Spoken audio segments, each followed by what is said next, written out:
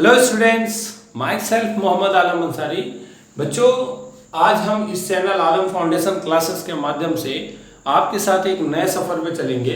आज से हम शुरू करेंगे पॉलिटेक्निक एंट्रेंस एग्जाम का प्रिपरेशन। जी हाँ, पॉलिटेक्निक प्रवेश परीक्षा की तैयारी ग्रुप ए के लिए, specially for group A. Group A में मैथ और साइंस ये दो पार्ट होते हैं, आपको बहुत अच्छे से पता होगा। आपसे कुछ बातें पहले कर लेता हूँ, फिर मैं आपकी जो क्लासेस है वो मैं रन कराता हूँ। देखिए बच्चों, पॉलिटेक्निक एंट्रेंस एग्जाम या दुनिया का कोई भी एंट्रेंस एग्जाम आसान या कठिन नहीं होता है। वो हमारे समझने और सोचने पर डिपेंड करता है। हम उसे क्या समझ रखे हैं, हमने उसके बारे में कितनी बातें सोच रखी हैं अपने दिमाग में। अगर हम मान लें कि यह एग्ज़ाम बहुत आसान है और उसके अकॉर्डिंग हम मेहनत करें तो वो हमारे लिए वास्तव में आसान होगा और हम उसको ईजिली क्रैक कर पाएंगे। अगर हम ये सोच लें कि ये चीज़ बहुत मुश्किल है, हम कर ही नहीं सकते, तो फिर हम कभी नहीं कर सकते। तो पहले तो ये समझना होगा कि मैं पॉलिटेक्निक एंट्रेंस एग्जाम के लिए जा रहा हूँ, तो बिल्कुल आई कैन डू इट, मैं इसे कर सकता हूँ और मेरे पास इसकी एबिलिटी है। क्योंकि बच्चों, आप जानते हैं कि पॉलिटेक्निक एंट्रेंस एग्जाम में क्लास 9th और 10th की ही चीज़ें पूछी जाती हैं, मैथ और साइंस, क्योंकि इसका स्टैंडर्ड ही 9th और 10th होता है। आपको ये भी जान करके बहुत आश्चर्य होगा कि पॉलिटेक्निक एंट्रेंस एग्जाम में क्लास 12th के जो पास आउट स्टूडेंट होते हैं उनके स्कोर बहुत पुअर होते हैं, जबकि जो क्लास 10th अभी अपीयरिंग या जो 10th पास आउट होते हैं उनके स्कोर बहुत अच्छे होते हैं। ऐसा इसलिए है बच्चों, क्योंकि मैंने पहले ही कहा कि कोई भी चीज़ हमारे मानने पर वो आसान या मुश्किल है। तो होता क्या है कि जो इंटरमीडिएट स्टूडेंट होते हैं, जो इंटर पास आउट स्टूडेंट होते हैं, उनको ये लगता है कि ये चीज़ें तो फिर मेरे लिए बहुत आसान है, तो वो कॉन्फिडेंस की जगह ओवर कॉन्फिडेंस में आ जाते हैं कि नहीं, बस ये तो बहुत बेसिक चीज़ें हैं, मल्टीप्लिकेशन, डिवीजन, ये क्या पढ़ा रहा है टीचर, पॉलिनोमियल्स, यहाँ पे करड़ी, गुणा, भाग, जोड़, घटाना, ये चीज़ें बहुत आसान है मेरे लिए, मैं कर सकता हूँ। और फिर वही पॉलिटेक्निक एंट्रेंस एग्जाम में बहुत पुअर स्कोर करके आता है। ये मेरे 10 साल का अनुभव है। मैं 10 साल से ऑफलाइन पॉलिटेक्निक के बच्चों को प्रिपरेशन दे रहा हूं और मेरे वहाँ से बहुत अच्छे स्कोर करके बच्चों ने पॉलिटेक्निक एंट्रेंस एग्जाम को क्रैक किया है। तो मैं अपने जो एक्सपीरियंस है मेरा, उसके बेसिस पे बता रहा हूँ कि देखिए बच्चों, पॉलिटेक्निक एंट्रेंस एग्जाम में एक बात तो आपको समझने होगा कि ये भी एक ऐसा एंट्रेंस एग्जाम है जहां आपकी बहुत ही बेसिक से लेकर के और उस टॉपिक में डेप्थ नॉलेज तक की जानकारी होनी चाहिए। दूसरी बात, कोई भी एंट्रेंस एग्जाम देते समय पहले ये जब प्रिपरेशन करने आप जा रहे हो तो ये सोचो कि आप जीरो से हीरो की तरफ बढ़ना चाहते हैं, आप जीरो से टॉप की तरफ बढ़ना चाहते हैं। तो पहले तो आप ये समझिए कि आप उस सब्जेक्ट से, उस टॉपिक से रिलेटेड बातों को बहुत बेसिक से लेके पढ़ेंगे। ऐसा नहीं कि कोई टीचर पढ़ा रहा है, आपको बहुत बेसिक चीज़ें बता रहा है तो आप बस उसको इग्नोर करते जाओ, यार ये क्या पढ़ा रहा है, इससे अच्छा तो मैं ही जानता हूँ, इतना तो मुझे पता ही है, तो मैं क्यों तैयारी करूँ। ऐसा दिमाग में मत रखिए, क्योंकि बाबू हमेशा बहुत ही छोटे छोटे क्वेश्चंस ही हमेशा एंट्रेंस एग्जाम में आपसे गलती होती है। बड़े क्वेश्चंस जो टफ क्वेश्चंस होते हैं उनके बारे में या तो आपने एकदम दिमाग में बैठा रखा है कि इसको ऐसे ही कर लेना है, तो आप इजी क्वेश्चंस को बहुत ज़्यादा गलत करके आ जाते हैं और पता ये चलता है कि आप सिलेक्शन से बाहर हो गए। तो आज हम शुरू करेंगे पॉलिटेक्निक एंट्रेंस एग्जाम का प्रिपरेशन। एक इन्फॉर्मेशन और बच्चों, मैं इस तैयारी को आपके लगभग 45 दिन में कंप्लीट करूंगा। मैक्सिमम 45 दिन लगेंगे, जिसमें से मैं उम्मीद करता हूं कि मैं जून लास्ट तक कर सकूं, क्योंकि आपके जुलाई के फर्स्ट वीकेंड में 5 और 6 जुलाई को यह नोटिफिकेशन में है कि 5 या 6 जुलाई को आपका एंट्रेंस एग्जाम हो जाएगा। अगर होता है तो भी अच्छी बात है, नहीं होता है और आगे जाता है तब भी कोई बात नहीं, क्योंकि मैं कोशिश कर रहा हूँ कि 30 जून तक मैं ये सिलेबस आपका कंप्लीट कर सकूँ। ठीक है बच्चों, अब आइए कुछ बातें और जानते हैं। देखिए, पॉलिटेक्निक एंट्रेंस एग्जाम में आपको 2 सब्जेक्ट से रिलेटेड क्वेश्चन मिलेंगे। आपको मिलेगा मैथ्स से क्वेश्चन, दूसरा आपको मिलेगा साइंस से क्वेश्चन। ठीक है, आपको पता होगा बच्चों कि मैथ्स से 50 क्वेश्चन मिलेंगे और साइंस से भी 50 क्वेश्चन मिलेंगे। और मैं आपको ये विश्वास दिला सकता हूँ कि ये जितने क्वेश्चंस आपको मैथ और साइंस से मिलने वाले हैं वो सभी के सभी क्वेश्चंस आप पहले से पढ़ चुके हैं, क्योंकि 9th और 10th पास आउट बच्चा या अपीयरिंग बच्चा ही तो फॉर्म डालेगा और इसका बेस ही है 9th और 10th। तो उस एंट्रेंस एग्जाम, कोई भी एंट्रेंस एग्जाम का जो बेस है, अगर आप उस क्वालिफिकेशन के साथ उसको एंट्रेंस एग्जाम को आप उसमें अपीयर होते हैं, तो जाहिर सी बात है कि उससे बहुत ज़्यादा आपसे अलग नहीं पूछा जाएगा, उसी से रिलेटेड बातें पूछी जाएंगी। थोड़ी सी अर्थमेटिक्स होती है जो मैथमेटिक्स में साइंस ग्रुप के बच्चों को कम मिलता है पढ़ने के लिए 9th और 10th में, अदरवाइज वो भी इसको पढ़े रहते हैं 6, 7, 8th में। तो बस बचपन की पुरानी बातें आपको अच्छे से सीखनी है, और जो 9th और 10th में आपने पढ़ा है उसको खूब ढंग से पढ़ना है, ठीक है। तो मैथ और साइंस से कुल कितने कितने क्वेश्चन आएंगे बच्चों? 50 और 50 क्वेश्चन आएंगे, ठीक है बच्चों। तो देखिए बच्चों, 50 मैथ से और 50 साइंस से। आपको होता है कि क्वेश्चन 4 नंबर का होगा तो 200 नंबर कवर करेगा मैथ्स, और 4 नंबर ये भी होगा तो ये भी 200 नंबर कवर करेगा। इसमें आपको फिजिक्स मिलेगा और क्या मिलेगा बच्चों? केमिस्ट्री मिलेगा, ठीक है। और इस मैथ सेशन में आपको पता है अर्थमेटिक, अलजेब्रा, और जहाँ तक होगा कि आपका ज्योमेट्रिकल में भी मिलेगा, सर्कल मिलेगा, मेंसुरेशन मिलेगा, इन सब चीज़ों को भी आपको पढ़ना है, 3D 2D दोनों पढ़ना है, ठीक है। हायर मैथमेटिक्स भी आपको पढ़नी है।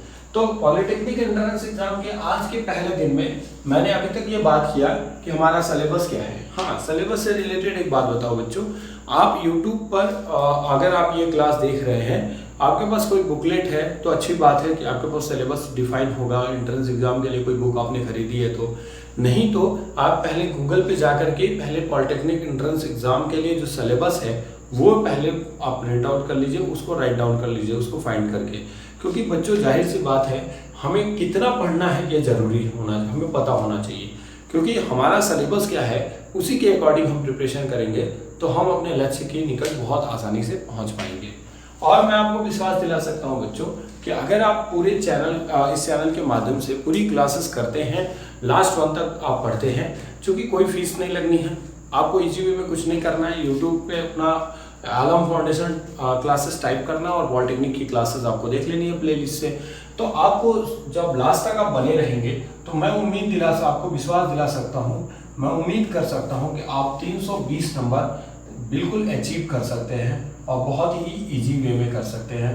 तो 320 प्लस नंबर हमको लाना है, हमारी ये कोशिश होनी चाहिए कि हम प्लस 320 नंबर से ज़्यादा नंबर अचीव करें, ताकि हमको इजीली गवर्नमेंट कॉलेज मिल जाए और हम जो ट्रेड चाहें वो हमारे लिए वो मिल जाए इजी वे में। तो बच्चों, आज हम पॉलिटेक्निक एंट्रेंस एग्जाम की पहली क्लास लेंगे और आज हम मैथमेटिक्स और साइंस दोनों की क्लासेस लेंगे। पहले आज मेरे इस लेक्चर में जो मैं अभी बता रहा हूँ आपको, इसमें मैथ की क्लासेस मिलेंगी, इसमें मैं आपको स्क्वायर और वर्गमूल, स्क्वायर रूट और क्यूब रूट पढ़ाने वाला हूँ, ठीक है। बहुत फंडामेंटल चीज़ है, मुझे पता है कि आपने बेसिक चीज़ें पढ़ रखी हैं, बहुत अच्छे से आपको पता होगा। फिर मैं आपसे रिक्वेस्ट करता हूँ बाबू, जब भी पॉलिटेक्निक एंट्रेंस एग्जाम में मेरी जो भी क्लास देखिएगा, जिस दिन की भी क्लास देखिएगा, आप ये मान के चलिएगा कि मुझे इसके बारे में कुछ नहीं पता है, अब मैं जो सर बता रहे हैं मैं वहाँ से सीखूंगा और जितना डीपली बताएंगे मैं वहाँ तक सीखने की कोशिश करूंगा। प्लीज़ कॉन्फिडेंस में रहिए, ओवर कॉन्फिडेंस में नहीं जाइए। मैं इस काम को कर सकता हूँ, ये मेरा विश्वास है, और मैं ही इस काम को कर सकता हूँ, ये मेरा घमंड है। तो प्लीज़ आप इस बात को मत जाइए कि आप ओवर कॉन्फिडेंस में हो जाइए और आप गलतियाँ करके चले आइए, तो फिर ये दिक्कत हो जाएगी कि आपका एंट्रेंस एग्जाम निकल नहीं पाएगा। तो प्लीज़ आप इस बात का ध्यान देंगे, क्योंकि बच्चों मैंने भी 10 साल से पढ़ाया है, ऑफलाइन मैंने कोचिंग दी है बच्चों को पॉलिटेक्निक एंट्रेंस की, और मेरे वहाँ के बच्चे 350 नंबर स्कोर किए हुए हैं। तो आपको बस इतना विश्वास दिला सकता हूँ, ये मैं अपने एक्सपीरियंस के बेसिस पे बोल रहा हूँ, कि कम से कम आपको इस बात से ध्यान रखना होगा कि आपको ये ध्यान से रखना होगा कि हमारा जो एक्सपीरियंस है ये कहता है कि 10th अपीयरिंग बच्चे बहुत अच्छे से स्कोर कर पाते हैं, 12th पास आउट बच्चे अच्छा स्कोर नहीं करते हैं, क्योंकि उनको ये लगता है ना कि ये क्या है, ट्रिग्नोमेट्री का ये बेसिक चीज़ें क्या बता रहे हैं, ये सर्वसमीका वगैरह तो मैं बहुत पहले से पढ़ चुका हूँ, ये तो बहुत ईजी है, मैं समाकलन और अवकलन में ही घूम रहा हूँ। तो प्लीज़ बच्चों, इन सब का एप्लीकेशन नहीं है, जो चीज़ें आपकी ज़रूरत की है प्लीज़ उसमें रहिए और उनको अच्छे से पढ़िए। तो बहुत बेसिक चीज़ें पढ़नी होंगी और उसको बहुत डीप तक भी पढ़ना होगा। तो पहले तो आप ये समझ जाइए कि आप पॉलिटेक्निक एंट्रेंस एग्जाम की तैयारी कर रहे हैं। Competitor is a not a scholar, मैं बार बार कह रहा हूँ, एक प्रतियोगी परीक्षा देने वाला कभी विद्वान नहीं होता है, लेकिन बिल्कुल वो उतनी जानकारी जरूर रखता है, उतनी सफिशिएंट जानकारी जरूर रखता है, ताकि वो अपने एंट्रेंस एग्जाम को बहुत ही इजी वे में और बहुत आसानी से और बहुत अच्छे मार्क्स के साथ उसको क्रैक कर ले। तो चलिए आज से शुरू करेंगे। आज पहला दिन है, थोड़ी सी बातें आपसे कर ली, आपका थोड़ा समय ले लिया, ठीक है। तो अगर आपको लगता हो कि ये समय जो मैंने अभी आपका 15 मिनट 10 मिनट मैंने जो आपका यूज़ किया है वो आपके लिए अगर बेनिफिशियल है तो प्लीज़ मेरे चैनल को लाइक शेयर और सब्सक्राइब कर दीजिए। शुरू करते हैं आज का पहला टॉपिक, वर्गमूल और घनमूल। तो चलिए, अब देखिए बच्चों, मैंने लिखा है बोर्ड पे square root and cube root. आप बहुत अच्छे से जानते हैं कि किसी भी संख्या का वर्ग कैसे होता है, घन कैसे होता है और वर्गमूल कैसे होता है। तो पहले कुछ बातें आपको याद करा दूं, वो आपको याद करना ही होगा। 1 का स्क्वायर 1 होगा, 2 का स्क्वायर 4 होगा, 3 का स्क्वायर 9 होगा, 4 का स्क्वायर 16 होगा, 5 का स्क्वायर 25 होगा, 6 का स्क्वायर 36 होगा, 7 का स्क्वायर 49 होगा, 8 का स्क्वायर 64 होगा, 9 का स्क्वायर 81 होगा और 10 का स्क्वायर क्या हो जाएगा बच्चों 100। इसी प्रकार 1 का क्यूब 1 होगा, 2 का क्यूब 8 होगा, 3 का क्यूब 27 होगा, 4 का क्यूब 64 होगा, 5 का क्यूब 125 होगा, 6 का क्यूब 216 होगा, 7 का क्यूब 343 होगा, 8 का क्यूब 512 होगा, 9 का क्यूब 729 होगा और 10 का क्यूब क्या हो जाएगा बच्चों 1000। ये बातें आपको याद रखनी है। अच्छा, वर्ग का मतलब पहले क्या होता है, स्क्वायर क्या होता है। तो आप जानते हैं कि किसी भी संख्या का अगर हम वर्ग करते हैं तो वर्ग का मतलब होता है जितना घात होगा उसको, वर्ग का मतलब 2 घात और घन का मतलब 3 घात। ठीक है, तो अगर 2 का मतलब है, यहाँ पे अगर इस पे इसके सर पे 2 घात लिखा हुआ है, मतलब 1 के ऊपर 2 लिखा हुआ है, यानी इसका 1 का घात 2 हो गया। ठीक है, इसी में घातांक और कर्ण भी इंक्लूड करूंगा, लेकिन आज पहले कुछ बेसिक चीजें बता दूं। तो 1 का स्क्वायर का मतलब हुआ 1 into 1, दिस इज द 1। 2 का स्क्वायर का मतलब बच्चों 2 into 2, दिस इज 4। इसी तरह से हम अलजेब्रा में भी पढ़ते हैं x into x into x, मतलब क्या हुआ बच्चों x का क्यूब, यानी x का क्यूब का मतलब x का 3 बार गुणा, जितना घात है उतनी बार गुणा करना है। गुणा करते समय इस बात का ध्यान रखते हैं मैथमेटिक्स में कि कुछ बच्चे ऐसे गुणा करते हैं 3 3 9 और 9 3 27। ठीक है, और कुछ अजीब गुणा करते हैं, पता नहीं कैसे, कुछ ऐसा आंसर ला देंगे जो कल्पना से परे है। तो आप ये समझने की कोशिश करिएगा 3 3 जा 9 9 3 जा 27 ऐसे मल्टीप्लाई करने की बात कर रहा है। तो ये तो बात हम वर्ग और घन की कर रहे थे, लेकिन हमें जो पढ़ना है वो हमारा जो टॉपिक है वो आज है वो घनमूल और वर्गमूल। तो मैंने आपको कुछ बातें लिखवाई है बच्चों, पहले उसको समझते हैं। 1 का वर्ग करेंगे तो वह क्या आएगा 1, 2 का वर्ग करेंगे तो क्या आएगा 4, 3 का वर्ग करेंगे तो 9, 4 का वर्ग करेंगे तो 16। अब ध्यान दीजिए कि 4 का वर्ग क्या हो रहा है 16, यानी किसी ऐसे संख्या का वर्ग जिसके करने पर जिसमें इकाई का अंक 6 आए तो वह संख्या क्या होगी 4 होगी। और कोई ऐसी संख्या है जिसका वर्ग करने पर इकाई के स्थान पर 6 आएगा 6। तो इस बात का ध्यान देंगे कि 4 और 6 ऐसी संख्याएं हैं जिनका वर्ग करेंगे तो उनकी इकाई के स्थान पर क्या आएगा 6 आएगा। 7 का वर्ग क्या हो गया 49, इसके लास्ट में क्या आ रहा है बच्चों 9। इसी प्रकार 3 ऐसी संख्या है जिसका वर्ग क्या होता है 9 होता है। ठीक है, फिर इसी तरह 8 का वर्ग करिए तो क्या हो जाएगा बच्चों 64, यानी लास्ट में क्या आएगा 4। इसी प्रकार 2 ऐसा संख्या है जिसका वर्ग करने पर क्या आता है बच्चों 4। फिर 9 ऐसा वर्ग है, 9 का वर्ग करने पर क्या आ रहा है 81, लास्ट में 1। और 1 ऐसी संख्या जिसका वर्ग करने पर क्या आ रहा है 1। 10 का स्क्वायर तो आपको पता है कि 100 होगा।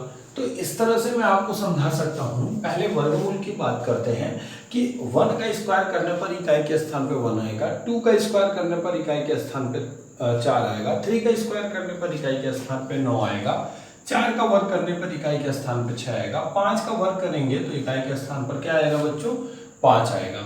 अब आप ध्यान दीजिए कि इन संख्याओं में कौन कौन सी संख्याएं ऐसी हैं जो बिल्कुल आपको दिख नहीं रही है। तो आपको बिल्कुल नहीं दिख रहा है 2। ठीक है बच्चों, क्या आपने किसी भी संख्या का 1 से लेकर के 10 तक की संख्या का आपने वर्ग किया तो क्या उनकी इकाई के स्थान पर, उनके वर्ग की इकाई के स्थान पर क्या 2 मिला है आपको? तो आप देखेंगे बच्चों उसके वर्ग के इकाई के स्थान पर 2 आपको नहीं मिला है। इस प्रकार आप ये समझ सकते हैं कि कोई भी संख्या अगर पूर्ण वर्ग है तो उसके इकाई के स्थान पर 2 नहीं होगा। ठीक है ना, पूर्ण वर्ग अगर कोई संख्या है यानी वो परफेक्ट स्क्वायर है, यानी कि किसी संख्या का 2 बार गुणा करके वो संख्या पाई गई है तो उसके इकाई के स्थान पर कंफर्म है कि 2 नहीं होगा। और क्या नहीं है बच्चों 3। क्या आप देख रहे हैं कि 1 से लेकर 10 तक की किसी संख्या का वर्ग करने पर इकाई के स्थान पर 3 आया है? तो आपका जवाब होगा सर नहीं, यानी कि 3 एक ऐसी संख्या है जो मतलब किसी भी परफेक्ट स्क्वायर, अगर कोई मैं परफेक्ट स्क्वायर लिख दूं तो उसके इकाई के स्थान पर 3 नहीं होगा, यूनिट प्लेस पर 3 नहीं होगा। इसके अलावा कोई और भी डिजिट आप देख रहे हैं बच्चों, बिल्कुल 7। तो 7 एक ऐसा डिजिट है जो किसी भी संख्या के वर्ग करने पर उसके लास्ट में इकाई के स्थान पर नहीं आएगा।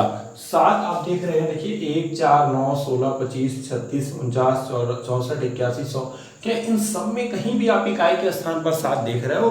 तो नहीं देख रहे हो। तो कोई भी एक ऐसी संख्या जिसका आप पहले कोई संख्या लिख दे और कहे क्या ये परफेक्ट स्क्वायर है, आप चेक करिए या उसकी इकाई के स्थान पर 2, 3, 7 तो नहीं। अगर ये उसके इकाई के स्थान पर 2, 3, 7 है तो आप धड़ाम से आंसर दे दीजिए कि वो परफेक्ट स्क्वायर नहीं है। अच्छा, कोई और भी अंक आपको दिख रहा है जिसका मतलब किसी संख्या का वर्ग करने पर उसके इकाई के स्थान पे वो न आया हो? तो देखिए 8 आपको दिख रहा होगा बच्चों। 8 जो है वो किसी भी संख्या का आप वर्ग करिए 1 से लेकर के 10 तक की, और इन्हीं से कुछ संख्याएं बननी है। कोई भी संख्या बनाएंगे तो उसमें इकाई के स्थान पर 1 होगा, 2 होगा, 3 होगा, 4 होगा, 5 होगा, 6 होगा, 7 होगा, 8 होगा, 9 होगा या 0 होगा। आप उन सब का जब उस संख्या का वर्ग करेंगे, जैसे मैं बच्चों बात करूं 32, इसका वर्ग कर रहे हैं तो 32 का वर्ग कर रहे हैं तो इकाई के स्थान पे 2 है, ठीक है। तो आप इसका जब वर्ग करेंगे तो इकाई के स्थान पर क्या आ जाएगा? 4। लेकिन आपने 1 से लेकर 10 तक की किसी संख्या का वर्ग किया हो जिसकी इकाई के स्थान पर 8 आया है? तो नहीं आया है। तो ये भी मतलब अगर किसी संख्या में अगर इकाई के स्थान पर 8 है तो इस प्रकार हम वो कह सकते हैं कि वो संख्या परफेक्ट स्क्वायर नहीं है। क्या इसके अलावा और कोई संख्या बचा? जी नहीं, और कोई संख्या नहीं बचा। तो एक बात हम लिख सकते हैं कि यदि किसी संख्या के अंत में 2, 3, 7, 8 यदि किसी संख्या के अंत में आते हैं, संख्या के अंत में आते हैं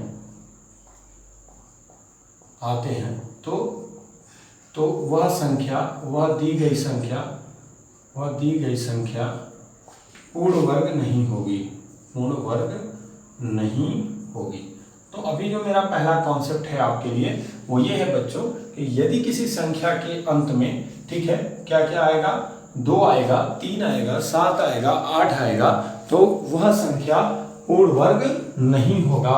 ऑप्शन में आपको कोई संख्या दे देता है और कहता है कि बताइए कि यह पूर्ण वर्ग है कि नहीं, तो आपको चेक करना होगा कि क्या उसके इकाई के स्थान पर 2, 3, 7, 8 तो नहीं है। और अगर उसके इकाई के स्थान पर 2, 3, 7, 8 होता है तो आप कहेंगे कि वह पूर्ण वर्ग नहीं है। तो ये पहले नोट करिए, ये बना लीजिए बच्चों। अभी क्यूब रूट की भी बात करूंगा, तो पहले ये बनाइए, फिर आगे बताते हैं हम आपको कुछ और भी क्वेश्चंस के थ्रू कैसे स्क्वायर निकालेंगे, स्क्वायर रूट निकालेंगे।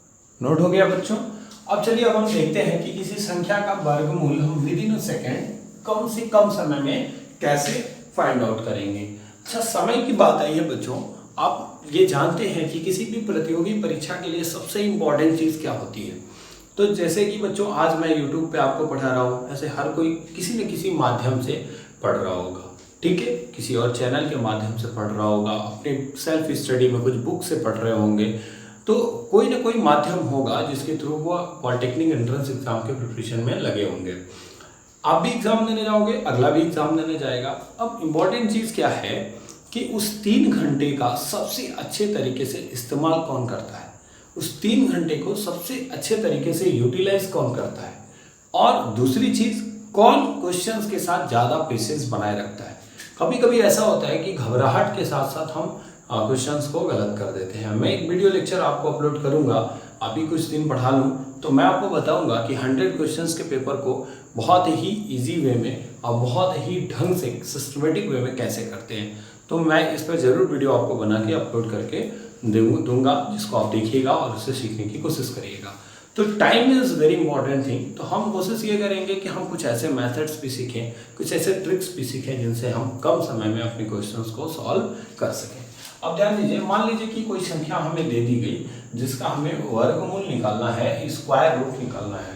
Late us consider a number root 529। ठीक है बच्चों, इसका मतलब समझ रहे हैं कि इसको आप ऐसे भी लिख सकते हैं 529 पर 1/2 वर्गमूल का मतलब होता है 1/2। ठीक है, तो आप इस संख्या का वर्गमूल निकालना चाहते हैं, करड़ी में 529 का वर्गमूल निकालना चाहते हैं।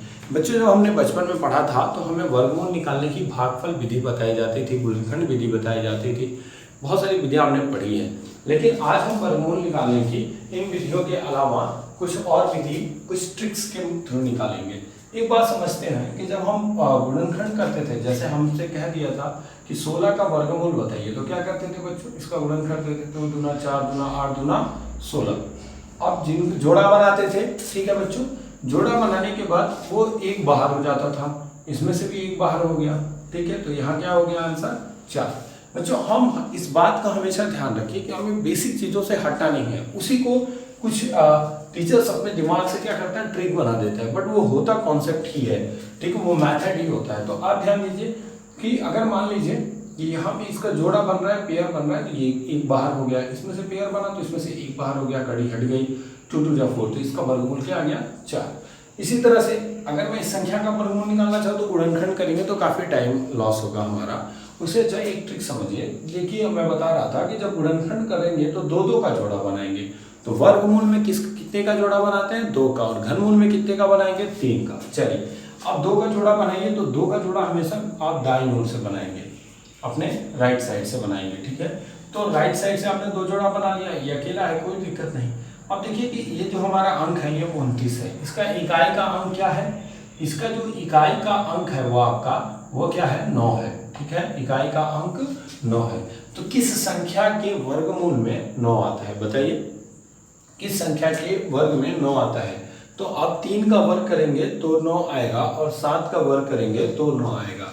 यानी कि अगर मैं इस पहले वाले के लिए ढूंढूं तो 3 व 7 दोनों में से कोई एक ऐसा संख्या होगा जिसका वर्ग किया होगा, तो अंत में क्या आया होगा बच्चों, 9 आया होगा, ठीक है। अच्छा अभी हम बताएंगे कि 3 और 7 में कौन सा हमको लेना है। अब आइए हम अगली संख्या पे आते हैं। हमारी जो अगली संख्या है वो है बच्चों 5। 5 जो है वो देखिए किसके वर्ग और किसके वर्ग से ज्यादा है और किसके वर्ग से कम है। तो 5 2 के वर्ग से ज्यादा है और 3 के वर्ग से क्या है बच्चों, कम है, ठीक है ना। 5 जो है हमारा 2 के वर्ग से ज्यादा है और 3 के वर्ग से कम है। तो क्या करेंगे, कैसे आप इसको सॉल्व करेंगे, तो देखिए 3 का वर्ग तो हो जाता है बच्चों 9, लेकिन 2 का वर्ग होता है 4। तो हमेशा आपको ध्यान से समझ लीजिए, आपको कम वाला ही लेना है, ज्यादा वाला नहीं लेना है। 3 का वर्ग ले लेंगे तो 9 हो जाएगा, इसलिए आप 2 वाला ही लीजिए, कम वाला लीजिए, तो कितना हो जाएगा यहाँ पे 2, ठीक है। अब यहाँ पे ध्यान दीजिए, 2 यहाँ आपने ले लिया क्योंकि ये 2 से ज्यादा था और 3 से कम था। तो 2 से ज्यादा और 3 से कम है, तो जिससे कम है, ठीक है, जिससे ज्यादा है वही वाला लेंगे, लेकिन जिससे कम है वो वाला नहीं लेंगे, बड़ा वाला नहीं लेंगे, छोटा वाला लेंगे। तो यहाँ पे क्या आ गया 2। अब ध्यान से समझना है कि ये तो 2 फिक्स हो गया, लेकिन 3 और 7 में कौन सा होगा। तो अब आपको करना ये होगा कि देखिए आप 2 में क्या करिए, इसमें 1 जोड़ करके इसका मल्टीप्लाई करिए, 2 में 1 बढ़ाइए तो कितना होगा, 2 में 1 बढ़ा देंगे तो 3, 2 3 6। अगर ये जो संख्या आई है, ध्यान से समझिए, अगर ये जो संख्या आई है वो इस संख्या से बड़ी है, ठीक है, 3 गुना 6 आया ना, 6 जो आ रहा है वो इस 5 से क्या है बच्चों, बड़ा है। तो 5 से बड़ा है तो हमको छोटा वाला लेना पड़ेगा। क्या लेना पड़ेगा, छोटा वाला लेना पड़ेगा। तो क्या आ जाएगा इसका वर्गमूल 23। तो 529 किसका वर्ग है बच्चों, 23 का वर्ग है। अब 23 गुना 23 करिएगा, आप 500 क्या मिल जाएगा, 529 मिल जाएगा। तो पॉज करके इसको नोट करिए, फिर अगले क्वेश्चन की तरफ बढ़ते हैं। हो गया बच्चों। अब आइए नेक्स्ट क्वेश्चन की तरफ बढ़ते हैं। आपको बस ये ध्यान देना है कि जो आपको ट्रिक बताया जा रहा है उसको समझने की कोशिश करेंगे, तो आपको जैसे जैसे मैं बताऊंगा वैसे वैसे आपको ये क्वेश्चंस के ट्रिक आपको क्या हो जाएंगे, समझ में आ जाएंगे। जैसे मैं आपको बताऊं बच्चों 4096, ठीक है, इसका हमें वर्गमूल निकालना है। तो पहला काम है हमें जोड़ा बनाना है, ठीक है। अब देखिए यहाँ पे 96 है, तो 96 किसके किसके वर्ग के मतलब किस संख्या का अगर हम वर्ग करें तो उसके इकाई के स्थान पे 6 आएगा। तो अगर हम 4 का वर्ग करेंगे तो उसके इकाई के स्थान पे 6 आएगा, और अगर हम 6 का वर्ग करेंगे तो उसके इकाई के स्थान पे 6 आएगा। तो 4 और 6 ऐसी संख्याएं हो गई जिनमें से कोई एक ही होगा, लेकिन अभी हमें ये कंफर्म करने के लिए अगले स्टेप पे बढ़ना होगा। ये तो समझ में आया कि ये 4 और 6 कैसे होगा। हमने जो संख्या बनाया है पहले उसके इकाई स्थान को देखेंगे, तो इकाई का अंक मेरा जो है वो 6 है। तो हम देखेंगे कि कौन ऐसी संख्या है जिसका वर्ग करें तो उसके इकाई के स्थान पे 6 आए। तो 4 और 6 दो ऐसी संख्याएं हैं जिनका वर्ग करने पर उनके इकाई के स्थान पर क्या आएगा बच्चों, 6 आएगा। अब देखिए दूसरी संख्या है हमारी 40। 40 बताइए किसके वर्ग से ज्यादा है और किसके वर्ग से कम है। तो 40 जो है वो देखिए 6 के वर्ग से ज्यादा है और 7 के वर्ग से कम है। तो हमें जिसके वर्ग से ज्यादा है वही लेना है। तो किसके वर्ग से ज्यादा है, 6 के वर्ग से ज्यादा है, तो 6 लेना होगा। ठीक है, 6 और 7 के बीच में आ रहा है तो हम 7 नहीं ले सकते क्योंकि 7 40 49 40 से ज्यादा है, 36 वाला ले लेंगे 6। ठीक है, तो हमने 6 ले लिया। अब हमें चेक करना है कि 4 होगा कि 6 होगा। ठीक है बच्चों, तो इसके लिए हमने बताया कि 6 में क्या करिए आप एक बढ़ा करके गुणा कर लीजिए। 6 एक और एक बढ़ाएंगे तो कितना हो जाएगा 7। 7 6 के कितना हो गया बच्चों 42। 42 जो है वो इस 40 से क्या है, ज्यादा है, यानी कि ये जो संख्या है वो इस संख्या से कम है, तो कम वाला लीजिए। तो 64 इसका क्या हो जाएगा बच्चों, वर्गमूल हो जाएगा। तो आपसे कोई पूछे कि 4096 का वर्गमूल कितना होगा, तो उसका आंसर क्या आ जाएगा बच्चों, 64 आ जाएगा। आपको मैंने जो ट्रिक बताई है उस पर प्लीज ध्यान से समझिए। पहले आपको जोड़ा बनाना है, फिर आपको इसमें देखना है कि पहले वाले पेयर में इकाई के स्थान पर कौन सा अंक है, और ये चेक करना होगा कि इकाई के स्थान पे जो अंक है वो किस किस संख्या के वर्ग में आता है। तो 6 इकाई के स्थान पे है जो 4 और 6 के वर्ग के अंत में आता है। ठीक है, अब 4 को 6 लिख लिया आपने। फिर आप देखेंगे कि जो दूसरा आपने पेयर बनाया है, दूसरे पेयर में वो जो संख्या है वो किसके वर्ग से ज्यादा है। ठीक है, तो 6 के वर्ग से ज्यादा है और 7 के वर्ग से कम है।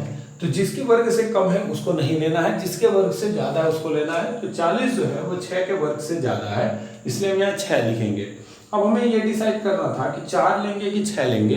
इसके लिए मैंने आपको एक सिंपल वे बताया कि जो आप दूसरा वाला स्टेप में पढ़े हो, जो आपने 6 आया उसमें एक बढ़ा करके उसका मल्टीप्लाई करिए। तो 7 6 के 42। अगर वो संख्या गुणा करने पे वो संख्या इससे कम है, देखिए 42 अगर कम रहता, ध्यान से समझिए, जो हमारा 40 है वो इससे कम है, 42 से कम है, तो 40 अगर 42 से कम है तो कम वाला लेंगे, और अगर ये संख्या इस गुणा करने वाली संख्या से ज्यादा होता तो ज्यादा वाला लेते। ठीक है, तो इसको भी आप चाहे तो नोट कर सकते हैं। फिर अगले वाले की तरफ बढ़ते हैं। अगला एग्जाम्पल हो गया बच्चों।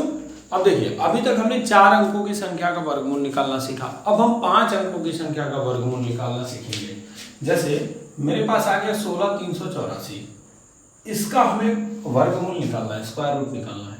तो थोड़ा सा अब हम रूल तोड़ेंगे, उसके बाद अगर हम काम करेंगे तो ज्यादा बेहतर रिजल्ट आएगा। रूल तोड़ने का क्या मतलब है, हम पेयर बना रहे थे 2 2 का, पहले वाले में 2 का बनाएंगे, क्योंकि हमारे पास संख्या 5 है, इसलिए हम लास्ट वाले का 3 का पेयर बना लेंगे। ठीक है ना, 3 को एक साथ ले लेंगे। अब कुछ कंफ्यूजन मत होइए, बस आप समझने की कोशिश करिए। 84 में लास्ट में 4 है, तो किस किस संख्या के इकाई के स्थान पे 4 आएगा, वर्ग करने पर 2 और 8। ठीक है बच्चों, 2 और 8 ऐसी संख्याएं जिनका वर्ग करेंगे तो इकाई के स्थान पे आपको क्या मिल जाएगा, 4।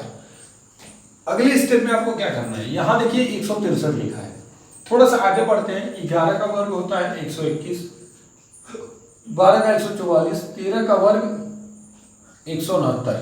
ठीक है बच्चों, 14 का वर्ग 196 और 15 का वर्ग 225। अब ध्यान दीजिए 163 किसके वर्ग से ज्यादा है, बिल्कुल 12 के वर्ग से ज्यादा है, 13 के वर्ग से कम है, तो कंफर्म में 12 वाला लिखना पड़ेगा हमें। ठीक है, अब हमें चूज करना है कि 8 होगा कि 2 होगा। इसमें एक बढ़ाइए, 13 गुणा करिए, 12 का 13 में गुणा करिए, तो 13 दूना 26 को 6 और 13 कम 13 6 कितना हो जाएगा 19, 196। ठीक है, और गुणा कर लीजिए, 13 दूना 26 को 6 बचा 2, 13 कम 13 13 2 15, 156। जो हमारा गुणा करने पर आया है बच्चों, क्या वह संख्या इस दी गई संख्या से कम है? अगर यह संख्या इस संख्या से कम है तो कम वाला, और ज्यादा है तो ज्यादा वाला। तो जो गुणा करने पर आया है उससे ये ज्यादा है ना, सॉरी, जो गुणा करने पर आया है उससे ये ज्यादा है, तो ये ज्यादा है तो ज्यादा वाला लेंगे, तो इसका वर्गमूल क्या आ जाएगा 128। पॉज करके इसको भी नोट कर लीजिए, फिर अगला क्वेश्चन। चलिए बच्चों, एक और क्वेश्चन ले लेते हैं, 22/2001। ठीक है, इस क्वेश्चन के बारे में देखिए कि इस क्वेश्चन का क्या होगा वर्गमूल। जल्दी पॉज करके आप सॉल्यूशन दीजिए। चलिए, 2 का पेयर यहाँ मजबूरी है, 3 का पेयर बनाना पड़ेगा। 2 का पेयर बनाया 0 1, किस संख्या के लास्ट में 0 1 आएगा, 1 और 9। देखिए 1 का वर्ग करेंगे तो इकाई में 1 आएगा, 9 का वर्ग करेंगे तो इकाई में 1 आएगा। अच्छा, 222 किसके वर्ग से ज्यादा है, 14 के वर्ग से ज्यादा है, 15 के वर्ग से कम है, तो 14 होना है। अब गुणा करिए, इसको 1 बढ़ा करके 14 गुणे 15। अब गुणा करके बताइए कि क्या यह गुणा करने पर जो मान आ रहा है उससे ये 222 ज्यादा है या कम है। तो गुणा करिए, तो गुणा करेंगे तो 14 14 हम कितना होता है 169, 15 और जोड़ लीजिए इसमें, यहाँ से गुणा कर लीजिए 15 या 45, 15 चौको 60 को 0 बचा 6 और 15 कम 15 और 15 से कितना हो जाएगा 6 5 बताइए 6 15 5 20 21 210 गुणा करिएगा यही आएगा। अब ये जो 210 है उससे 222 ज्यादा है, जब ज्यादा है तो ज्यादा वाला लेना है, तो इसका आंसर हो जाएगा 149। ठीक है, इसको अभी आप पॉज करके चाहे तो नोट कर सकते हैं। ठीक है, तो ये रहा वर्गमूल की बात, किसी भी संख्या का वर्गमूल कैसे निकालेंगे। ये तो बहुत आसान लग रहा है कि जब हमें ऐसी संख्याएं दी जा रही हैं जिनका कह सकते हैं कि दशमलव रहित संख्या है, लेकिन अगर दशमलव वाली संख्या हो तब क्या होगा। तो पहले इसको मिटाते हैं फिर कुछ और चीजें सीखते हैं। मिटाओ इसको। चलिए, अगर बच्चों बात कर लें हम किसी ऐसी संख्या का वर्ग 0.009 का बात करें, ठीक है, या 0.09 की बात करें। चलिए सबसे बेसिक क्वेश्चन लेते हैं। ठीक है, तो 0.09 की बात करें तो पेयर बनाएंगे तो क्या होगा 09। किस संख्या के अंत में 9 आना है, ठीक है, या 9 किसका वर्ग है, सिर्फ 9 है, 0 का तो कोई मतलब नहीं है, तो 9 किसका वर्ग है 3 का। अच्छा, अब ध्यान से समझना होगा कि 2 अंक पे अगर दशमलव लगा है तो हमारा जो वर्गमूल में अंक दशमलव आएगा वो उससे 1 कम आएगा। तो कितने अंक पे दशमलव लग जाएगा 1 अंक पे। तो 0.3 का अगर आप वर्ग करेंगे बच्चों, यहाँ आप 0 की जगह 0 लिख सकते हैं, नहीं भी लिख सकते हैं, तो 0.3 का वर्ग करेंगे तो 0.09 आ जाएगा। ठीक है, तो कोई भी दशमलव वाली संख्या है तो आपको इस बात का ध्यान देना होगा कि उसका वर्गमूल कैसे निकालेंगे। जैसे एक क्वेश्चन है 0.00001 चलिए, अब यहाँ पर ध्यान दीजिए बच्चों कि हमारे पास जो पेयर बन रहा है ये हो गया, ये हो गया और ये हो गया। तो कंफर्म में इस पेयर का सिर्फ 1 उतरेगा, इस पेयर का 1 उतरेगा, और इस 16 का जो वर्गमूल होता है वो होता है 4। ठीक है, और ये दशमलव जहाँ है वहाँ लगा लेंगे, 0 लिख लेंगे। ठीक है, बस इसी का आप वर्ग करिएगा, ये आपका आ जाएगा। तो इसका वर्गमूल जो होगा वो ये आएगा, यहाँ वर्ग नहीं रहेगा, यहाँ भी वर्ग नहीं रहेगा, वर्गमूल कर रहे हैं तो उस पर वर्ग नहीं होगा। तो 0.00001 का वर्गमूल आएगा 0.004। चलिए बच्चों, वर्गमूल की बात हो गई, अब घनमूल की बात करें। घनमूल में आपको एक छोटी सी चीज मैं सिखा रहा हूँ, थोड़ा सा इंटरेस्टिंग है, बड़ा मजा आएगा। अब देखिए 1 का घन करेंगे तो 1 आएगा, 3 का घन करेंगे तो 7 आ रहा है इकाई में, 2 का घन करेंगे तो 8, 4 का करेंगे तो 4 आएगा, 5 का करेंगे तो 5 आएगा, 6 का करेंगे तो 6 आएगा, 7 का करेंगे तो 3, 8 का करेंगे तो 2, 9 का 9 आएगा, 0 का तो 0 होना ही होना है। तो मैं क्या सिखा रहा हूँ वो आप सीखिए। ये तो मैंने 11 से 15 का लिखा है, आप उसको याद रखें, ज्यादातर वो याद रखना है। 2 का 8, 8 का 2, ठीक है।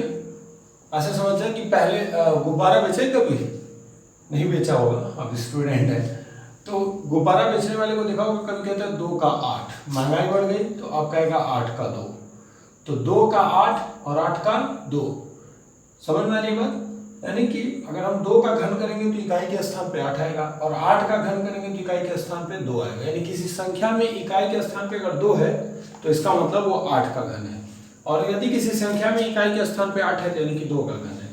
इसी तरह से 3 का 7, 3 का 7 और 7 का 3, 7 का घन अगर कर रहे हैं तो इकाई के स्थान पे क्या आएगा 3, 343, और 3 का घन कर रहे हैं तो इकाई के स्थान पे क्या आएगा 7, 27।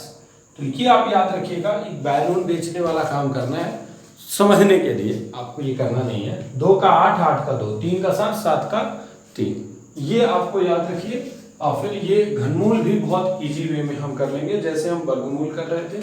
एक क्वेश्चन लेता हूँ, जैसे 91,125, ध्यान दीजिए ये घनमूल है। घनमूल का मतलब यहाँ क्यूब रूट, ठीक है। अब घनमूल में 3 का जोड़ा बनाएंगे, पहले 3 का जोड़ा बना लिया, यहाँ नहीं है 3 का जोड़ा तो 2 ही का रहने देंगे। 3 का जोड़ा बनाया भैया, लास्ट में क्या है 5। अगर इकाई का अंक हमें देखना क्या है, पहले वाले में इकाई का अंक यूनिट प्लेस पे कौन है, तो यूनिट प्लेस पे कौन है 5। तो इकाई का अंक अगर 5 है तो वो 5 का ही घन होगा, यानी कि इस पूरे में हम सिर्फ 5 लिखेंगे, यानी हमारा ये वाला काम हो गया। 91 देखिए, 91 किसके घन से ज्यादा है और किसके घन से कम है? तो 5 का घन 125 है और 4 का घन 64 है। तो ज्यादा वाले का नहीं लिखेंगे, कम वाले का लिखेंगे। तो क्या हो जाएगा 4। तो आंसर जो मेरा हो जाएगा वो हो जाएगा 45। वर्ग वाले में हमें ये चेक करना होता था कि मतलब उसका एक बढ़ा करके गुणा करके चेक करते थे कि कम वाला लेना है कि ज्यादा वाला। यहाँ ऐसा कुछ करना नहीं है। यहाँ सिंपल आपको क्या करना है, सिंपल आपको 3 का पेयर बनाना है, जिसके अंत में जो अंक होगा उसके हिसाब से फर्स्ट नंबर डिसाइड कर लेना है। सेकंड नंबर को डिसाइड करने का सेम मेथड है, कम वाला ही हम लेंगे। 91 किसके किसके बीच में आएगा? 91, 64 और 125 के बीच में आएगा। तो ज्यादा वाला तो ले नहीं सकते, तो हमेशा कम वाला लेंगे कि किसका घन हो गया?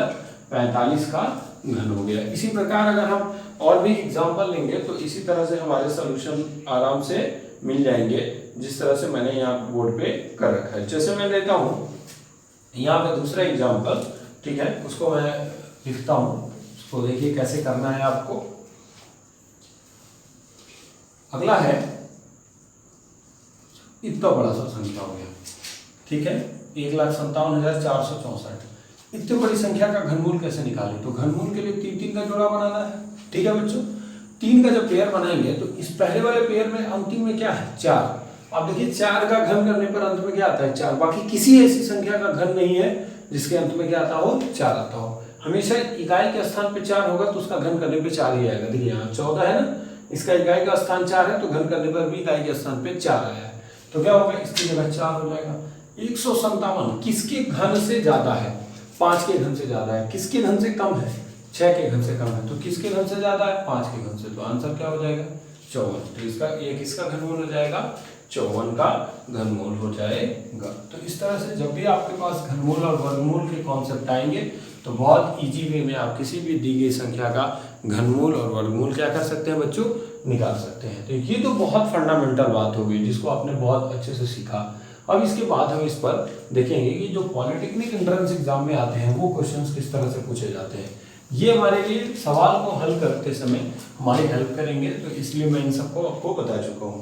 पॉलिटेक्निक एंट्रेंस एग्जाम में किस तरह के प्रश्न पूछे जाते हैं उनकी बात करेंगे। उसमें मैंने कुछ टाइप से बनाए हैं, लगभग 7-8 टाइप्स के क्वेश्चन आएंगे। टाइप 1, टाइप 2, टाइप 3, इसमें 2 पार्ट होगा, टाइप 4। अब देखिए टाइप 1 कहता है कि root x dot dot dot infinite times. तो इसका जो आंसर आएगा वो सीधा सीधा आपका x आ जाएगा। जैसे मैं एक एग्जांपल करा दूं आपको, root five dot dot dot infinite times हो, तो इसका आंसर सीधा सीधा क्या आ जाएगा? 5। इस तरह के बहुत सारे क्वेश्चन पॉलिटेक्निक एंट्रेंस एग्जाम में पूछे गए हैं। अगले वाले क्वेश्चन में बच्चों देखा जाए तो जो अगला मेरा क्वेश्चन है उसके बारे में आप थोड़ा सा चेक करिए।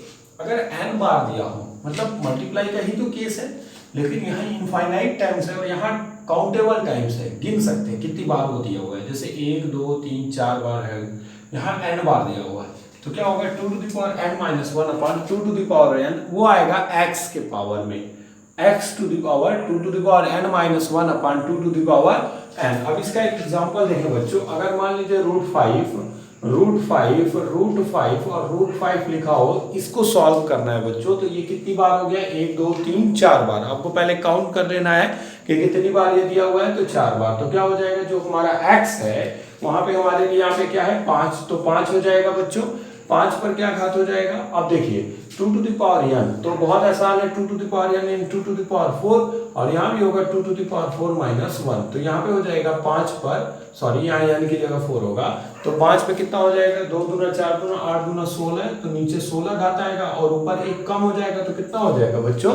15 हो जाएगा। तो जब भी आपको इस तरह का क्वेश्चन दिया हो काउंटेबल टाइम्स में, पता चले कि वो 4 बार काउंट किया है, 5 बार काउंट किया है, तो आपको सिंपल वे में करना क्या है? आपको उसके घात 2 पे घात लगा देना है। जितनी बार काउंट किया होगा उतनी बार 2 पे घात लगाइए, वो हर में रहेगा, डिनोमिनेटर में रहेगा, और न्यूमरेटर में उस घात से 1 कम रहेगा। जैसे अगले वाले क्वेश्चन में मैंने कहा आपसे कि यहाँ 2 कंडीशन आएगी बच्चों। पहली कंडीशन ये होगी, देखिए सेम पहले वाले क्वेश्चन के जैसा है, बट यहाँ पर एक चेंजेस है। वो चेंजेस क्या है? वो चेंजेस ये हैं कि यहाँ पे प्लस का साइन है और यहाँ पे कौन सा साइन था बच्चों, मल्टीप्लाई का। तो जब प्लस का साइन हो तो वहाँ पे दो केस आएगा, यदि यक्स का ऐसा फैक्टर हो, यक्स का ऐसा फैक्टर हो जो जिनके बीच का अंतर एक हो, जिनके बीच का अंतर एक हो, बीच का अंतर एक हो। ठीक है बच्चों, जिनके बीच का अंतर क्या हो, एक हो। तो अगर x का आपने फैक्टर किया और इनके बीच का अंतर एक आया तो प्लस होने पर बड़ा वाला आंसर, तो प्लस होने पर क्या होगा, प्लस होने पर बड़ा वाला आंसर और क्या होगा, और माइनस होने पर छोटा वाला आंसर लिखेंगे। ठीक है, लेकिन अगर ऐसा होता है कि यक्स का हम फैक्टर नहीं कर पा रहे हैं, ठीक है, उसका अगर हम फैक्टर नहीं कर पा, जैसे √3 रहेगा तो उसके दो गुणनखंड ऐसे नहीं बन पाएंगे कि जिनका गुणा करने पर वो तो आ जाए और उनके बीच का अंतर एक हो। ठीक है, तो अगर ऐसा ना हो कि मतलब x का गुणनखंड ना हो, तब क्या करेंगे, तब आंसर हमें किन्हीं दो संख्याओं के बीच का आंसर ऑप्शन में वैसे ही दिया होगा, उसको हम किसी एग्जांपल के थ्रू समझेंगे तो ज्यादा बेनिफिशियल होगा। अगर मैं उन क्वेश्चंस को कराऊंगा तो आपको, अभी मैं कराता हूँ इस पे क्वेश्चन। और यहाँ पे क्या होगा बच्चों, ठीक है, तो यहाँ पे क्या होगा, x का गुणनखंड ना हो तब उत्तर क्या होगा, तब उत्तर संख्या के गुणनखंड, संख्या के अगले पद का, प्लस होगा तो अगले पद का, संख्या के अगले पद की संख्या का गुणनखंड वाला आंसर होगा। ठीक है, अभी उसको चेक करते हैं कैसे होगा। यहाँ पे अगर x माइनस x तो क्या होगा, सेम को सेम होगा, x का ऐसा फैक्टर हो जिनके बीच का अंतर एक हो और निगेटिव होने पर, क्या होने पर, निगेटिव होने पर आंसर छोटा वाला, क्या लिखेंगे बच्चों, आंसर छोटा वाला। और अगर उसका फैक्टर नहीं हो रहा है तो गुणनखंड करने पर उसके उत्तर जो होगा संख्या के अगले पद की बजाय पिछले पद का ले लेंगे। ठीक है, तो मैंने आपको 4 टाइप के क्वेश्चंस बताए। पहला टाइप सबको क्लियर है, रूट एक्स इनफाइनाइट टाइम्स होगा तो उसका आंसर क्या हो जाएगा, 5। पहले इसको पॉज करके नोट करिए, फिर मैं इन्हीं पर बेस्ट क्वेश्चंस आपसे कराता हूं। पहले जल्दी से इसको नोट कर लीजिए बच्चों। चलिए, हो गया होगा। मैं इस पे पहले वाले पे क्वेश्चन आपको एक देता हूं, उसको जल्दी से बताइए उसका आंसर क्या आएगा। √12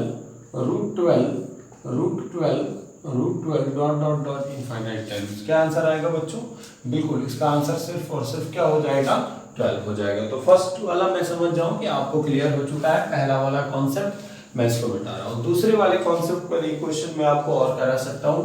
√5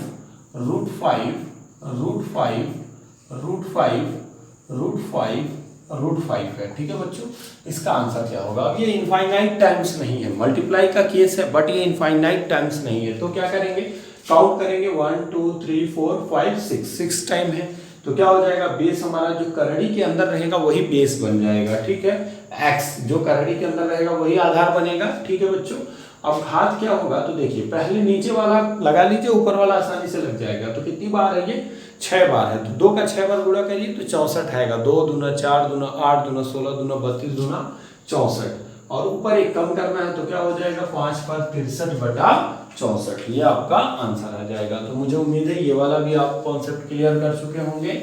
अब मैं मिटाता हूँ, अब आता हूँ मैं उन दोनों कॉन्सेप्ट पर जो काफी कॉम्प्लिकेटेड आपके लिए लग रहे थे। जैसे मैं थर्ड वाले पर एक एग्जांपल लेता हूँ, 12 प्लस √12 प्लस √12 प्लस √12 प्लस √12, अब इसको मैं बढ़ाते जा रहा हूँ डॉट डॉट डॉट करके इनफाइनाइट तक। ठीक है, अब इसका आंसर हमें बताना है। तो देखिए बच्चों, इसका आंसर बताना बहुत आसान है, बहुत ही ज्यादा आसान है, बस आपको थोड़ा सा बुद्धि लगाना है। तो अब आपको इसका आंसर बताते समय क्या करना है, इसका आंसर बताते समय आपको बुद्धि ये लगानी है बच्चों कि इसका फैक्टर करना है। 12 का फैक्टर क्या होगा, 4 तिहाई 12। ठीक है, अब इसमें प्लस रहेगा तो मैंने लिखा है कि x का ऐसा फैक्टर हो जिसके बीच का अंतर 1 हो। ठीक है, और पॉजिटिव होने को बड़ा वाला आंसर, तो कौन सा चीज है यहाँ पे, पॉजिटिव, तो बड़ा वाला आंसर क्या हो जाएगा, 4। तो इसका आंसर हो जाएगा बच्चों 4। चलिए एक और क्वेश्चन करते हैं, आपको लग रहा होगा कि थोड़ा सा ये इजी वे में है। 72 plus 72 plus 72 dot dot dot infinite. इसके बारे में बताइए, इसका आंसर क्या होगा बच्चों? तो 72 प्लस है तो 8 9 72, ठीक है, दो गुणनखंड हुए, इनके बीच का अंतर कितना आएगा? 8 और 9 के बीच का अंतर 1 आएगा, इनके बीच का डिफरेंस 1 आएगा। अब इसमें प्लस है तो बड़ा वाला आंसर, तो बड़ा वाला मतलब 9, तो इसका आंसर क्या हो जाएगा बच्चों? 9। तो आपको पहला कॉन्सेप्ट कंफर्म हो गया, ठीक है, इसको पॉज करके नोट कर लीजिए, हो गया। चलिए इसको मिटा देता हूं मैं। अब कहता है कि यदि उसका फैक्टर ना हो तब क्या करोगे? जैसे मान लो अगर ऐसे आ गया बच्चों, √5 plus √5 plus √5 plus √5 plus √5 dot dot dot infinite. अब क्या करेंगे बच्चों? अगर ऐसे क्वेश्चन आते हैं तो अब आप क्या करेंगे? तब आप क्वेश्चन को करने के लिए आपको करना ये होगा कि प्लस है तो इसकी अगली संख्या ले लीजिए। 5 की अगली संख्या क्या होगी बच्चों? 5 की अगली संख्या होगी 6, ठीक है। इसके भी अभी एक और टाइप बताऊंगा आपको, पहले अभी ऐसे समझ लीजिए, वो ऑप्शन देख के पता चलेगा कि हम किस वाले ट्रिक पर उसको काम करेंगे। अगर ये 5 है, ठीक है, और प्लस का साइन है और इनफाइनाइट टर्म्स है, तो इसके दो गुणनखंड, हम तो करना यही चाह रहे थे कि इसका दो गुणनखंड हो जाए। दो गुणनखंड तो होगा नहीं 5 का, क्योंकि अगर यहाँ पे 12 रहता तो हो जाता, 72 होता तो हो जाता, ठीक है ना बच्चों। 56 रहता तो 8 7 56 उसका हो जाता, 56 का हो जाता। तो अगर यहाँ पे नहीं होगा तो फिर हम इसकी अगली संख्या क्या होगी? 6 का गुणनखंड क्या होगा बच्चों? 2 गुणे 3। तो इसका जो आंसर आएगा 2 और 3 के बीच, ऐसे ऑप्शन में दिया होगा। ये कई बार एसएससी वगैरह वनडे एग्जाम में, रेलवे बैंक में ये दिया हुआ है इस तरह से ऑप्शन दे करके। पॉलिटेक्निक में आज तक नहीं ऐसा दिया है, बट जान लेना अच्छी बात होती है। अगर ये पूछेगा तो फिर आपसे गलती नहीं होगी और आप बिल्कुल सही करके आएंगे। तो आपको जब इस तरह के क्वेश्चन दिए हो तो आपको ये बात ध्यान देना होगा कि यदि उसका फैक्टर नहीं हो पा रहा है तो प्लस है तो अगली संख्या कंसिडर करके आपको उसके दो फैक्टर बनाने होंगे और जो आंसर आएगा उन दोनों के बीच में आएगा, ठीक है। इसको मिटा दूं मैं बच्चों, ठीक है। आज का वीडियो थोड़ा लंबा जा रहा है, इसलिए प्लीज आप वीडियो पूरा देखें ताकि आपको सारी चीजें अच्छे से क्लियर हो जाए। अगले वाले पे आते हैं बच्चों, √12 वही क्वेश्चन ले लेते हैं। -√12 dot dot dot dot infinite times. अब क्या करेंगे बच्चों? इसके दो गुणनखंड देखिए बन जा रहा है, बिल्कुल बन जा रहा है। तो माइनस है तो कौन सा आंसर लेंगे? छोटा वाला। तो हमारा आंसर इसका क्या हो जाएगा बच्चों? 3। बार बार कह रहा हूँ कि आपको बस थोड़ा सा सोचना है क्वेश्चन के बारे में, फिर वो आंसर आपको गिव इन कर देगा। तो ये हमारा हो गया, इसका आंसर क्या आ गया बच्चों? 3 आ गया। बट अगर यही क्वेश्चन में फैक्टर ना हो तो क्या करेंगे? ठीक है, फैक्टर हो रहा है तो बहुत अच्छे से समझ गया कि सर प्लस रहेगा तो बड़ा वाला लिखेंगे और माइनस रहेगा तो सर छोटा वाला लिखेंगे। बट अगर ये फैक्टर ना हो तो क्या करेंगे? जैसे मान लीजिए बच्चों कि अगर इसी क्वेश्चन में 12 की जगह कोई ऐसे डिजिट दे दिएगा जिनका फैक्टर भी नहीं होना है, जैसे हमने 3 ले लिया, ठीक है। अब इसका फैक्टर करना है तो इसका तो फैक्टर होगा ही नहीं। ऐसे फैक्टर होंगे 1 × 3 होगा, लेकिन इनके बीच का डिफरेंस 2 हो जाएगा। लेकिन हमें तो ऐसा चाहिए जिनके बीच का डिफरेंस 1 हो। तो मैंने कहा कि अगर प्लस रहता तो अगली वाली संख्या मान लेते, लेकिन प्लस तो है नहीं है, तो इसलिए माइनस है तो पिछली संख्या लेंगे। तो 3 से पहले क्या आएगा? 2। 3 से पहले क्या आएगा? 2। और 2 के दो फैक्टर होंगे, 1 और 2, 2 1 जा 2, और इनके बीच का डिफरेंस भी 1 है। तो इसका जो आंसर आएगा वो आएगा 1 और 2 के बीच, ठीक है बच्चों। तो इसको भी पॉज करके नोट करिए, फिर आपको टाइप 4 5 6 7 8 बताता हूँ, ठीक है। ठीक है, 4 अन्य टाइप्स के भी क्वेश्चंस मैंने बोर्ड पे बना रखे हैं।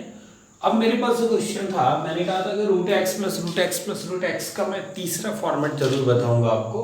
पहला ये था कि उसका आप फैक्टर कर रहे हैं, दो गुणनखंड बन रहा है, जो अधिक वाला है वही आंसर लिख देंगे प्लस होने पर, माइनस होने पर जो कम वाला है वो आंसर लिख देंगे। बस शर्त ये थी कि फैक्टर में दोनों के बीच का डिफरेंस 1 होना चाहिए। अब दूसरा मैंने बताया कि यदि फैक्टर नहीं हो रहा है तो हमारे पास एक चांस ये है कि आंसर 1 और 2, 2 और 3, 3 और 4 ऐसे करके बीच में बताने का। जैसे अगर 5 था और प्लस था तो मैंने कहा इसका आंसर 2 और 3 के बीच में आएगा। अगला उसी प्रकार अगर वो ऑप्शन में ना हो हमारे लिए, तब हमारे लिए आंसर क्या आएगा? √x + √x + √x infinite times लिखा हो तो उसका आंसर आएगा 1 + √4x + 1/2। और अगर यही माइनस में होगा, माइनस में होने पे क्या होगा? बस हमको बस जो +1 लिखा है वही हमने क्या करना है? -1 कर देना है, फिर हमारा आंसर वही आ जाएगा। 7th नंबर वाले में देखिए सेवेंथ वाला थोड़ा सा इंटरेस्टिंग है बच्चों, पहला माइनस है, फिर प्लस है, फिर माइनस है, फिर प्लस है, सेम सीरीज है, बस साइन अल्टरनेट करके चल रहा है। अगर पहले माइनस है तो यहाँ -1 कर लेंगे, और अगर पहले प्लस होगा तो यहाँ पे क्या कर लेंगे, 1 प्लस कर लेंगे। दोनों में एक डिफरेंस है बच्चों कि अगर सब एक ही चिन्ह के साथ है, प्लस प्लस प्लस करके है तो 4x + 1 है, लेकिन अगर प्लस और माइनस, माइनस और प्लस, प्लस और माइनस ऐसे करके चल रहा है तो हमारा रूट के अंदर क्या होगा, 4x - 3 होगा। तो ये 4 अनदर टाइप्स ऑफ प्रॉब्लम्स हैं जो हमारे पॉलिटेक्निक एंट्रेंस एग्जाम में पूछे जा सकते हैं। तो 8 तरह के मैंने बहुत ही बेहतरीन क्वेश्चंस के ट्रिक बताए आपको, आप प्लीज इनको पॉज करके नोट करिए। इन पर बेस्ड मैं क्वेश्चन आपको बता दूं। नोट हो गया? चलिए बच्चों, हो गया होगा मुझे उम्मीद है। मैं क्या करता हूँ, x की जगह कोई नंबर कंसिडर कर लेता हूँ बच्चों। जैसे मैंने 5 ही कंसिडर करनी थी, 5 ही कर लेता हूँ। जैसे मैंने 5 का करा रखा था आपसे, तो 5 है तो x की जगह हमारा क्या हो जाएगा, 5 से वर्क करना है, 4 × 5, ठीक है। तो क्या हो जाएगा, अब देखिए ध्यान से, 1 + 5 4 जा 20, 20 में 1 जोड़ेंगे तो 21/2। दिस इज योर आंसर, ठीक है बच्चों। अगले वाले में अगर यही x की जगह हम 5 की जगह 3 ले लें, जो हमने 3 कंसिडर कर रखा था पहले वाले केस में, ठीक है, तो हमारा आंसर क्या आएगा बच्चों, तो आएगा -1 प्लस रूट में 4 3 जा, x की जगह मैंने 3 लिया है तो 4 3, यानी मैं यही कर दे रहा हूँ 4 × 3, तो 4 3 जा 12, 12 में 1 ऐड करेंगे तो क्या होगा 13, 13/2। इसको भी सॉल्व करेंगे तो आपका आंसर मिल जाएगा, ठीक है बच्चों। अगले वाले क्वेश्चन में अगर मैं यही देखिए, यहाँ पे अगर मैं लिखूं 5 ही लिखता हूँ, 5 माइनस, फिर रूट में 5, फिर प्लस, फिर 5 माइनस, फिर रूट में 5, फिर प्लस, यानी कि अल्टरनेट हो रहा है, माइनस प्लस ऐसे चल रहा है। तो हमारा आंसर क्या आएगा बच्चों, देखिए यहाँ पे होगा -1 प्लस रूट में 4 × x की जगह क्या बच्चों, 5 - 3/2, यानी हमारा आंसर हो जाएगा -1 प्लस 5 4 जा 20, 20 में से 3 जाएगा तो 17/2। अगर यहाँ माइनस है तो यहाँ माइनस लगा देंगे, और अगर यहाँ पे प्लस होगा बच्चों, यही क्वेश्चन अगर मैं ऐसे कर दूं कि पहले प्लस कर दूं, फिर मैं माइनस कर दूं, फिर प्लस कर दूं, फिर यहाँ माइनस कर दूं, तो हमारा जो आंसर आएगा वो क्या आ जाएगा, सेम आंसर आएगा, बस यहाँ माइनस की जगह क्या हो जाएगा, प्लस हो जाएगा। यानी इस केस में हमारा जो आंसर आएगा वो +1 प्लस √17 क्या हो जाएगा बच्चों, 2 हो जाएगा। तो ये मैंने अनदर 4 टाइप्स ऑफ क्वेश्चंस आपसे करा दिए। तो इस तरह से मैंने आज आपको वर्गमूल और घनमूल के कुल जो 8 टाइप के क्वेश्चन हैं जो हमारे पॉलिटेक्निक एंट्रेंस एग्जाम में पूछे जाते हैं, वो मैंने आपको कराया। जल्दी से इनको नोट कर लीजिए एग्जाम्पल्स को, फिर मैं आगे बढ़ता हूँ। चलिए बच्चों, 3 नए क्वेश्चन और मैंने आपको कराने हैं, वो ध्यान दीजिए। जब इस तरह के प्रॉब्लम्स आपके पास हो तो पहले घबराइए मत, पहले क्वेश्चंस को इत्मीनान से देखिए। इस क्वेश्चन को करने का सबसे आसान और सबसे इजी तरीका होता है, मतलब आपको इधर से मिनिमाइज करते चलना है, यानी अपने राइट साइड से इसको छोटा करते चलना है। राइट साइड से जब आप चलेंगे तो ये इजी वे में बहुत आसानी से छोटा हो जाएगा, तो इस बात का ध्यान देना है आपको। चलिए इस क्वेश्चन को करते हैं बच्चों। तो ये हो जाएगा √10 प्लस √25। मैं आपको सॉल्व करा रहा हूँ इसलिए टाइम लग सकता है, अदरवाइज आप जब पेन और पेपर पे आप काम करेंगे तो बहुत इजी वे में आप कर लेंगे। मुझे उम्मीद है कि आप पेन और पेपर लेके बैठे ही होंगे। इस क्वेश्चन में 225 15 का वर्ग होता है, ये आपको पता है, स्क्वायर रूट है था। अब ये 15 154 में जुड़ जाएगा तो कितना हो जाएगा, ठीक है। अगला स्टेप मैं स्टेप बाय स्टेप लिख रहा हूँ ताकि आपको ये पता चले कि मैं हर स्टेप में किया क्या हूँ, अदरवाइज आप कहोगे कि सर ये कैसे हो गया। अब 154 में 15 जोड़ेंगे तो 169 हो जाएगा, 5 4 9 और 5 1 6, 169 13 का वर्ग होता है। तो अगले वाले स्टेप में क्या हो जाएगा बच्चों, 10 प्लस रूट में 25 प्लस रूट का 108 प्लस 13, ये जब जोड़ देंगे बच्चों तो 121 हो जाएगा। अब मैं यहाँ पे डायरेक्ट करने की कोशिश करता हूँ ताकि यहाँ से आपका आंसर डायरेक्ट आ जाए। ये दोनों जोड़ेंगे 121 होगा, 121 का स्क्वायर रूट लेंगे तो 11 होगा, 11 में 25 जोड़ेंगे 36 होगा, 36 का स्क्वायर रूट लेंगे 6 होगा, 6 में 10 जोड़ेंगे 16 होगा, यानी कि रूट में 16 आएगा और इसका आंसर क्या हो जाएगा 4। आप यही से कर सकते थे बच्चों, 25 का स्क्वायर रूट लेंगे तो कितना हो जाएगा 15 इसको जोड़ेंगे तो 169 का करेंगे तो 13 को इसमें जोड़ेंगे तो 121 का अब स्क्वायर रूट लेंगे तो 11 को जोड़ेंगे तो 36 का स्क्वायर रूट लेंगे तो 6 6 ऐड करेंगे तो रूट में 16 और उसका आंसर क्या हो जाएगा 4। तो आप या तो जब प्रैक्टिस करेंगे ना क्वेश्चंस की तो आप जल्दी जल्दी इसको करना सीख जाएंगे। अगला क्वेश्चन देखिए ध्यान से। अगले क्वेश्चन में यह है कि पहले इसका वर्गमूल निकालना है फिर इसका घनमूल निकालना है। देखिए करड़ी के अंदर करड़ी है लेकिन यहाँ पे कुछ नहीं लिखा है, इसका मतलब इसका स्क्वायर रूट लेना है।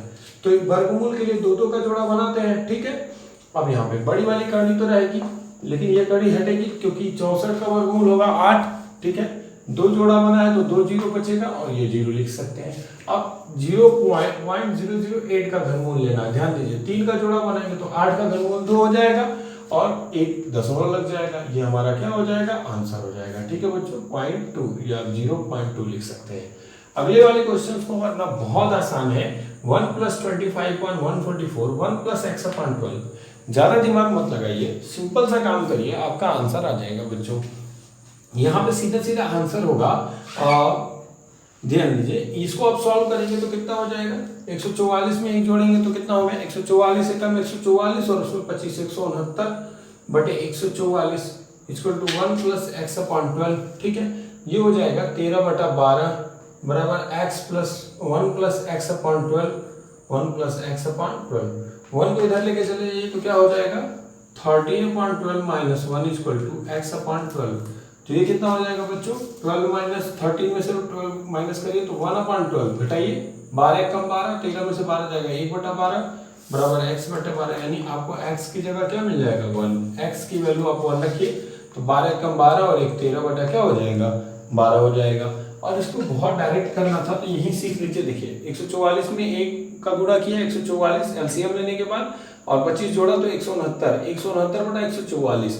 x की जगह क्या रखे कि यहाँ पे देखिए ये 13/12 हो गया तो 12 तो हमारा रिमाइंडर है, 12 कम 12 और यहाँ 1 रहेगा तभी तो 13 होगा। तो बहुत सारे ऐसे क्वेश्चंस हैं जो कॉन्सेप्ट में आपके कैलकुलेशन पर डिपेंड करते हैं कि आप कितना फास्ट उसको कर पा रहे हैं। तो बच्चों ये वीडियो लेक्चर बहुत लंबा हो गया क्योंकि मैंने आज आपसे कुछ बातें की पॉलिटेक्निक एंट्रेंस एग्जाम को लेकर के, फिर मैंने वर्गमूल और घनमूल की बात की। कल जब मैं पढ़ाऊंगा आपको तो वर्गमूल घनमूल के साथ साथ मैं घातांक और कड़ी भी कवर करूंगा।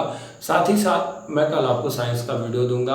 आज मैं साइंस का वीडियो आपको नहीं दे पा रहा हूँ, इसके लिए सॉरी, क्योंकि मुझे टाइम प्रॉपर नहीं मिल पाया है बच्चों। कल मैं आपको जरूर साइंस और मैथ दोनों के वीडियो कल से मिलने आपको शुरू हो जाएंगे। प्लीज़ मेरे चैनल को ज़्यादा से ज़्यादा शेयर करिए, लाइक करिए और सब्सक्राइब करिए। और प्लीज़ रिक्वेस्ट कर रहा हूँ कि पॉलिटेक्निक एंट्रेंस के लिए आप अपनी क्लास 9th और 10th की मैथ और साइंस की बुक को अच्छे से पढ़ते जाइए। मैं जो पढ़ा रहा हूँ वो तो पढ़िए ही पढ़िए, लेकिन मैथ और साइंस की बुक आपके पास क्लास 9th और 10th की हो तो उनको बहुत अच्छे से रीड करते जाइए, उनसे नोट्स बनाते रहिए। बाकी मैं पढ़ाऊंगा, मैं आपको श्योर एंड सर्टेन में पूरी कंप्लीट कोर्स पढ़ाऊंगा, बट उससे पहले आप भी थोड़ी सी मेहनत करिए। क्लास 9th और 10th की मैथमेटिक्स और साइंस को अच्छे से पढ़िए। धन्यवाद।